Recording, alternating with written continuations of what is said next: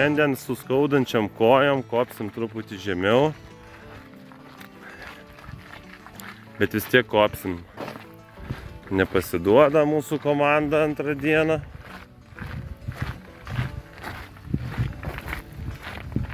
Dar šiandien lietaus nusimato, tai šiandien bus labai puikiai.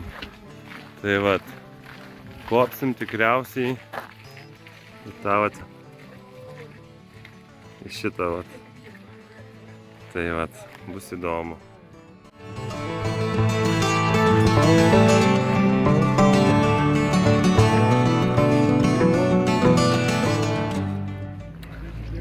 Kažkur netuo keliu nublūdinom. Jau nuėjom 4 kilometrus. Norėjom tokios lengvesnės trasos. O dabar žiūrėsim, kaip gausis iš tikrųjų čia. Šiandien, nes kojytės po vakar tai skauda, ypač pirštai.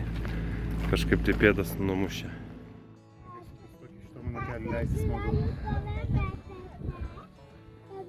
Kur ta raudona? Ai, ten tas. Taip, chata po slyskom, solyskom, o dar Lina nori lipti į solysko viršukalnę ten.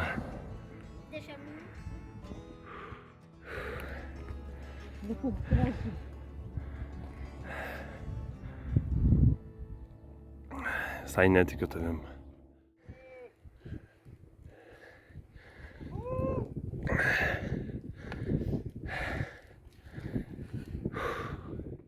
Nuo tos chatos apie 20 minučių likom.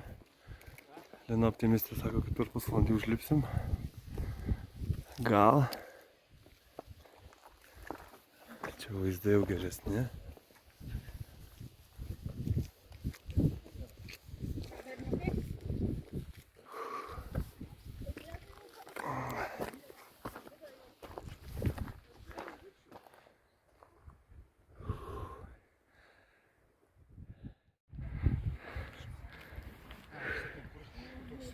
Pasiniukas yra. Trinkinys.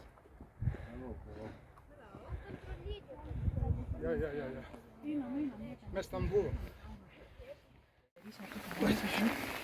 Pradėjo lyt. Kops į viršų.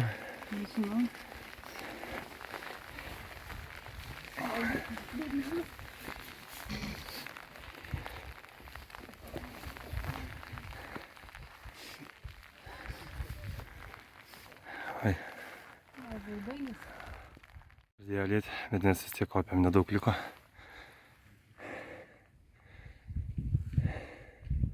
Jau vaizdai gražesni. Tai kaip ir visai, gal ir verta buvo. Štai tas ežeras, nuo kurio atėjom.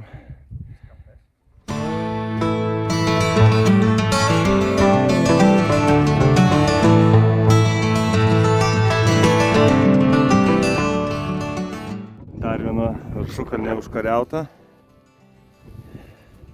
Antra diena iš eilės.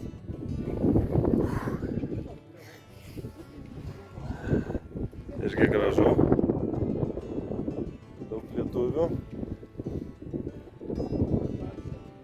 Lyja. Bet ką padarysi? Leistis vėl sunkiau. Sunkiau kojom, neširdžiai. Lina atsilieka. Pirštai labai kenčia. Daužosi į pirštai į priekį batų. Tai ne kažką toks jausmas. Kiekvienas žingsnis skausmus. Lipasi? Nu, pusė velnio, ne?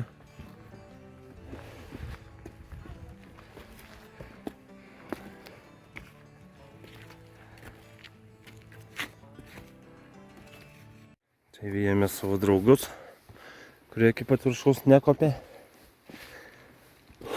Kažkurį valandą toliau mūsų. Žiūrėsim, ar pasivysim, ar ne. Leidžiamės toliau nuo kalno. Liejam kažkokią gražią upę.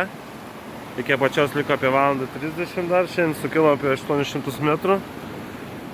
Jau virš 10 km einam. Linai viskas gerai, mano kažkaip leistis yra skaudžiau koja, atmuštos kojos. Ir raumenys dirba truputį kiti. Tai šiaip skauda. Nesunku, bet skauda. Tai va.